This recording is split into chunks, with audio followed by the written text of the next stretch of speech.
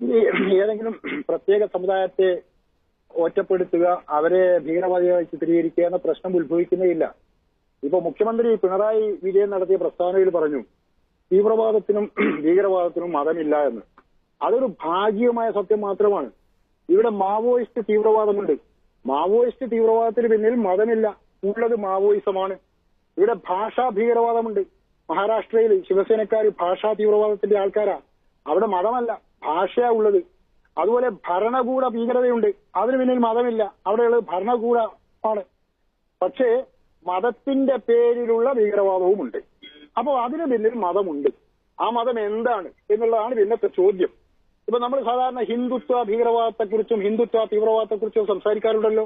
അതൊക്കെ ഹിന്ദുക്കൾക്കെതിരാണ് എന്ന്, അല്ലെങ്കിൽ ഒരു സമുദായത്തിനെതിരാണ് എന്ന് മുഖ്യമന്ത്രി പിണറായി വിജയനോ മുൻ മുഖ്യമന്ത്രി AK ആന്റണിയോ സുധീരനോ ഒന്നും ഇന്നേ വരെ പറഞ്ഞിട്ടില്ല. അത് ഹിന്ദുത്വ പ്രത്യയശാസ്ത്രത്തിനെതിരാണ്. അപ്പോൾ ഇവിടെ ഇപ്പോ നമ്മൾ കാണുന്ന കേരളത്തിൽ നിന്ന് 10-20 പേര് IS ചേർന്നിട്ടുണ്ടെങ്കിൽ, അങ്ങോട്ട് പോയിട്ടുണ്ടെങ്കിൽ, അവര് മുസ്ലിം ഭീകരവാദം എന്നല്ല, ഇസ്ലാമിസ്റ്റ് ഭീകരവാദത്തിന്റെ ആൾക്കാരാണ്. ഇസ്ലാമിസമാണ് ഇവിടെ വില്ലൻ. ഇസ്ലാമിസം എന്ന് പറയുന്നത് ഇസ്ലാമല്ല, ഹിന്ദുത്വ എന്ന് പറയുന്നത് ഹിന്ദു മതമല്ലാത്തതുപോലെ. അപ്പൊ ഇസ്ലാമിസത്തിന്റെ ഭീകരവാദമുണ്ട് എന്ന യാഥാർത്ഥ്യം അംഗീകരിക്കണം. അത് അംഗീകരിക്കാൻ വിസമ്മതിക്കുകയാണ് നമ്മുടെ മുഖ്യമന്ത്രി, മുൻ മുഖ്യമന്ത്രിയും ഒക്കെ.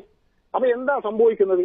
ഇവിടെ മുസ്ലിം ഭീകരവാദികൾക്ക് തങ്ങൾ ഇച്ഛിച്ചതുപോലെ കാര്യങ്ങൾ നടത്തുവാനുള്ള സൗകര്യമുണ്ടാവുന്നു. ഇതാണ് ഒഴിവാക്കേണ്ടത് ആദ്യം.